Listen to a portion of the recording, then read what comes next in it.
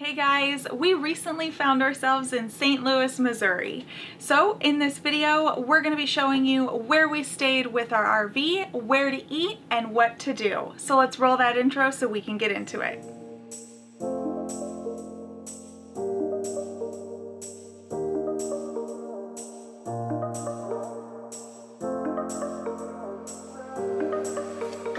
While planning our trip to St. Louis, I wasn't as excited as I've been at other cities.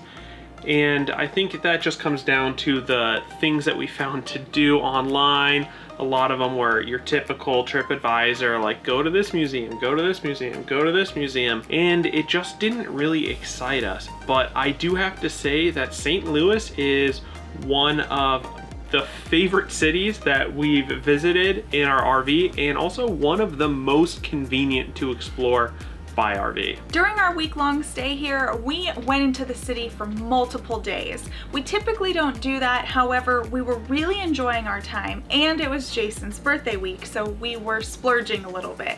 So we got up to some really fun stuff that we're excited to share with you. But first, I think it's best if we cover where we stayed, because that was our home base, obviously, for the entire time we were there. We stayed at DraftKings Casino Queens RV Park.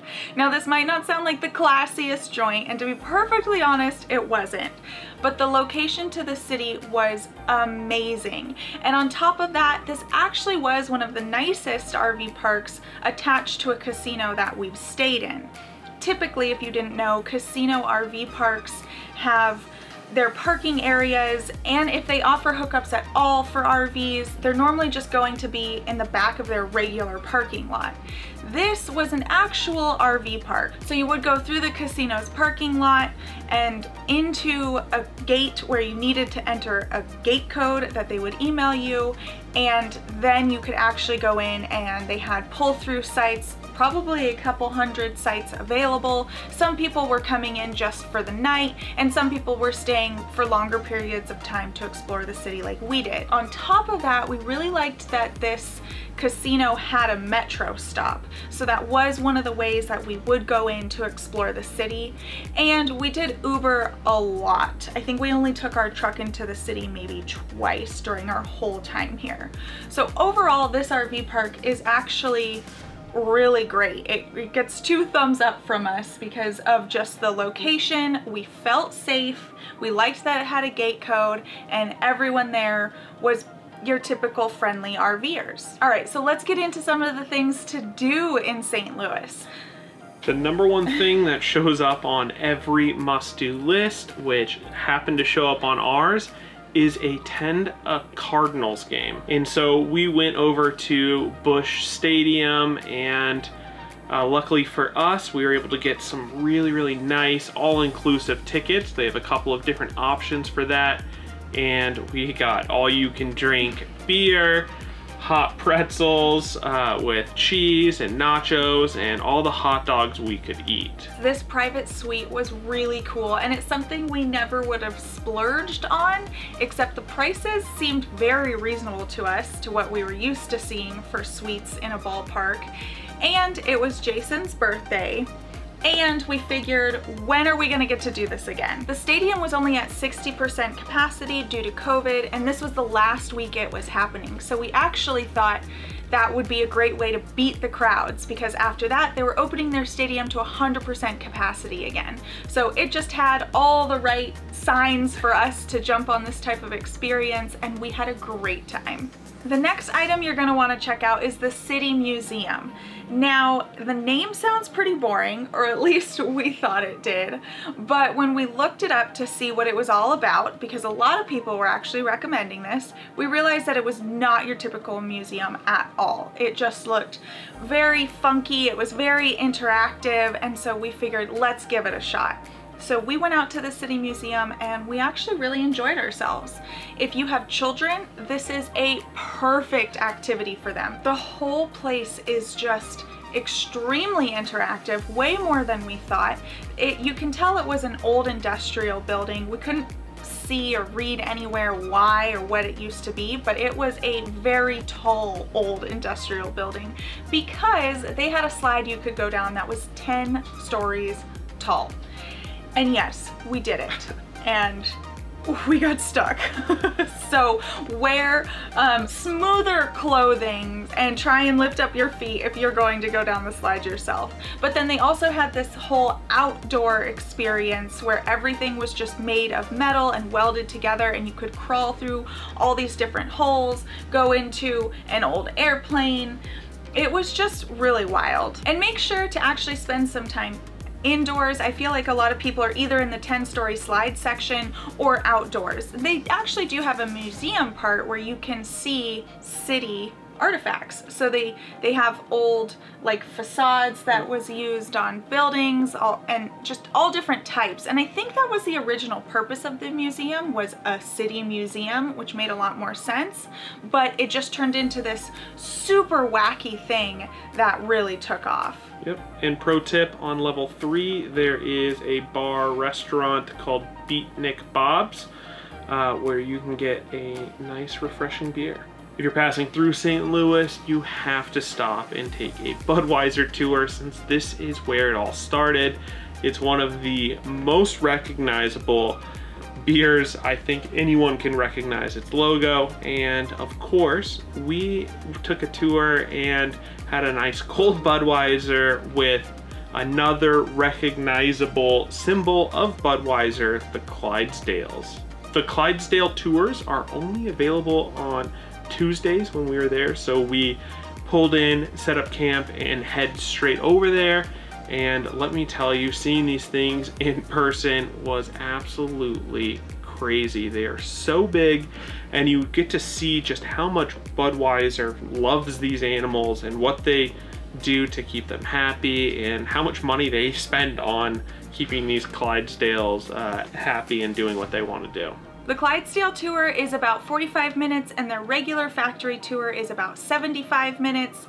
And even if you're not into horses, you should definitely take the regular tour, just because the grounds of this factory are beautiful and well manicured, and the brick buildings just are awesome. So this is a tour I feel like even if you're not into beer, you would still find very fascinating. And speaking of those beautiful brick buildings, you are going to want to check out the Soulard District. You're gonna find brick buildings everywhere in St. Louis, but the Soulard District has the old mansions, and basically every building there is brick. We found ourselves there because there is a ghost tour of the Lemp Brewery. And so a Lemp Brewery is one we had never heard of, but you can see the massive brewery grounds because they're still there. And the ghost tour actually takes you down into the basement of the brewery, where you hear all of the history. You get to go over to the actual Lemp mansion, which is still there, and hear about how there are ghosts because of its haunted history of suicide after suicide in that building. And then wandering through the basement's really cool because you learn about there's actually caverns and springs underneath the brewery grounds, which they used not only as their source of water for the beer, but then that cool water also was a place for them to keep their beer and lager it, which requires cold storage. If you're not into ghost tours like we are, St. Louis offers many other walking tours where you can still hit the ground and see all of these beautiful buildings, as well as learning about the history of the area. And then of course, the last thing you're gonna wanna add to your list for St. Louis is the Gateway Arch, which is a national park if you didn't know. It would be hard to visit St. Louis and miss the Gateway Arch, simply because it's right in the middle of the downtown area and it's extremely eye-catching, and it's right next to the Mississippi River. So it is just a beautiful thing to see. It is our only national park that's really associated with a city, well, besides Hot Springs National Park. So maybe it's our second national park associated with a city. And if you didn't know, you can actually go inside the arch, where you can see a view of the Mississippi River on one side and St. Louis on the other. So this does require some planning though. Even though we were booking stuff 2 weeks in advance, we could not get a ticket up. And I think it's just because their pods that take you up only hold 6 people. You're only allowed up there 10 minutes and then you come back down. So it's really hard, I think, for them to just get big groups up there because of the system. So if you want to get up there, especially if you're in a group of more than 2, you're going to want to book those tickets as early as you can directly through the National Park website. All right, now that you know what to do in St. Louis, we're going to let you know where to eat and where to drink. And first is the 360 Bar. This is a great destination if there is a game playing, because hence its name, you get a 360-degree view of the St. Louis skyline from pretty high up. I think it's like 40 something stories. And you can see directly into Busch Stadium, so it is beautiful. And they even have a nice little outdoor patio where you can just walk up and kind of lean your head over and check everything out. Yes, they do have food up there too, so if you wanted to make a night of it or time it perfectly where you could have dinner on the balcony watching sunset, we would highly recommend doing that. The next place you have to try is called Appys Smokehouse. And this place is known for having the best ribs in St. Louis or even the US. And while we don't consider ourselves barbecue connoisseurs, we can definitely attest that these ribs were delicious. We actually got a sample platter where we were able to try their chicken, pork, and ribs, as well as their brisket. I think it had 2 or 4 sides. I think it had 4 sides. Yeah. Hey, we had a third person with us, okay? So don't judge us too hard. But everything was delicious. Their baked beans were so good too. So you have to stop here at least once for lunch, because they do close at 6, and if they run out of certain food, they'll close earlier. So it's best to just go for lunch and get your fill of delicious barbecue. If you're looking for a breakfast or a lunch destination, we highly recommend Rooster. They have absolutely delicious biscuits and gravy, and even have this like biscuits and gravy concoction that has eggs and sausage and bacon and all that deliciousness on it. It's so good. Yeah, we highly recommend, if you're stopping by for brunch, to make sure you grab one of their mimosas or a Bloody Mary. If you're looking for a dinner place, or I guess even a lunch place, we recommend Max Local Eats. And this was actually in the Soulard District. Before our ghost tour, we stopped here to grab a beer and grab a burger.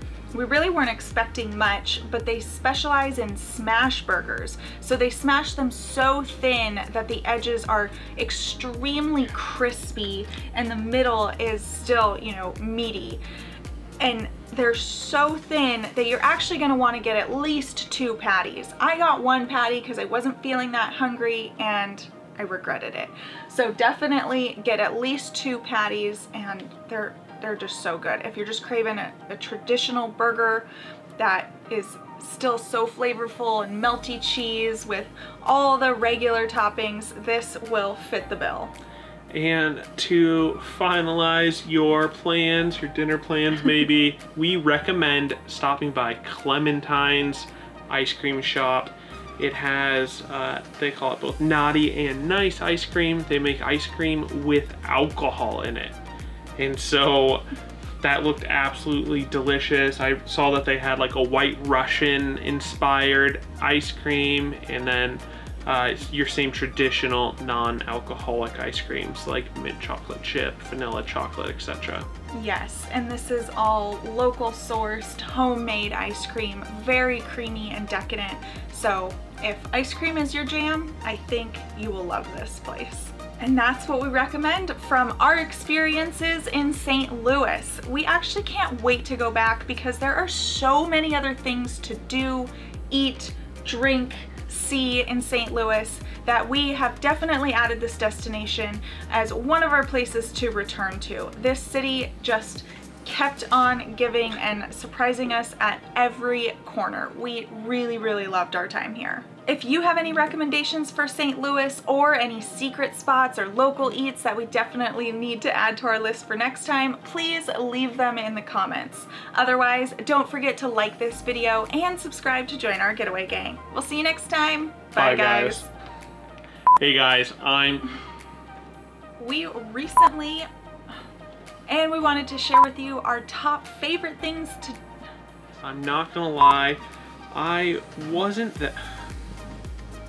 So you could come in and out as... Damn it, hold on, let me start over.